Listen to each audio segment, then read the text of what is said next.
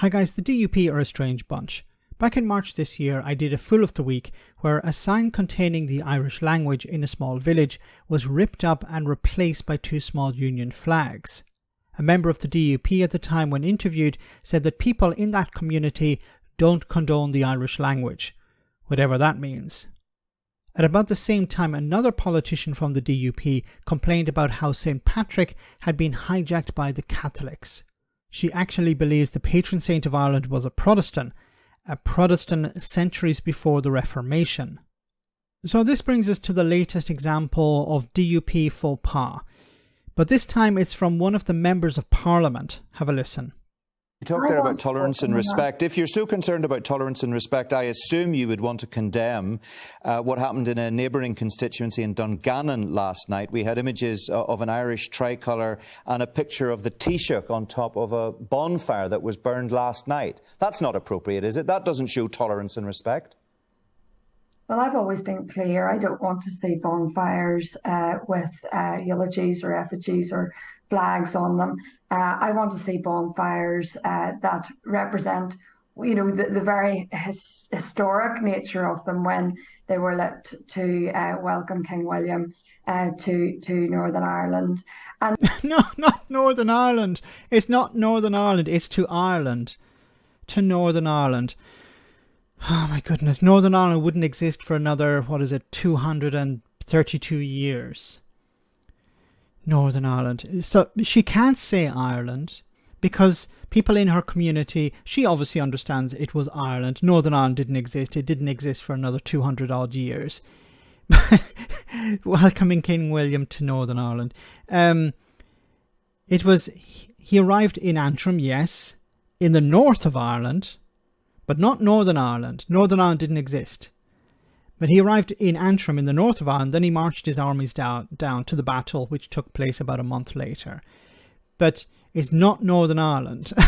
Now, as I said, she can't say this because her constituents or people who support her will say, what do you mean Ireland? He didn't arrive in Ireland, he arrived in Northern Ireland. It was always Northern Ireland and it will always be Northern Ireland. And, I don't agree with it, and I want to see that move on. In my own constituency, significant strides have been made with bonfires, and that's what I want to see in the future. So she was asked to condemn it. She didn't condemn it. Now, what is she supposed to condemn here? One of these bonfires had posters or pictures of the Taoiseach Leo Varadkar on it, and it had Irish flags on it as well. Now, these bonfires, the people from many people, not everyone, but many people within the Unionist community and the Orange Order will say, no, these bonfires, they're not sectarian. They're just to welcome the glorious revolution, that welcome King William to Northern Ireland, to Ireland. And there's nothing, there's no malice or anything. Okay, then why are there, and it's not just flags, there's also been election posters being put up, graffiti such as "Kill All Takes" is one, KIT, which you'll see if you have a look at some of these bonfires. But for me, another concern that many people don't talk about is the health and safety issue. These things are massive. There is one which is almost as tall as the Eiffel Tower, I believe, or it's getting close to that, and the fire service have to hose down people's houses before it's lit to protect them. These things are a disaster. They're a real risk. And I believe last year, one man died on the construction of one of these bonfires.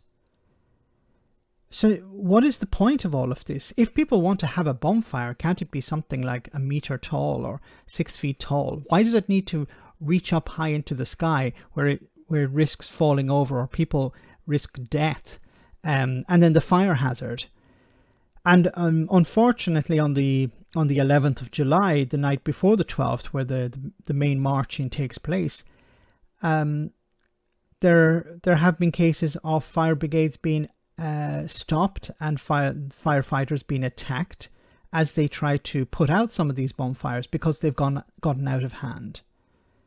So I really don't see the point of it. If you want to have a little bonfire, it must be a certain height and that's it. But unfortunately, it's become such a political hot potato, no pun intended. It's the politicians don't want to touch it and allow pretty much anarchy on the 11th of July.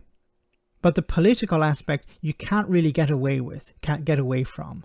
These bonfires have now become political symbols, and you can see the political symbols being placed upon them as well. So once again, a pretty pathetic response from the DUP, but also the idea that King William arrived in Northern Ireland and not Ireland.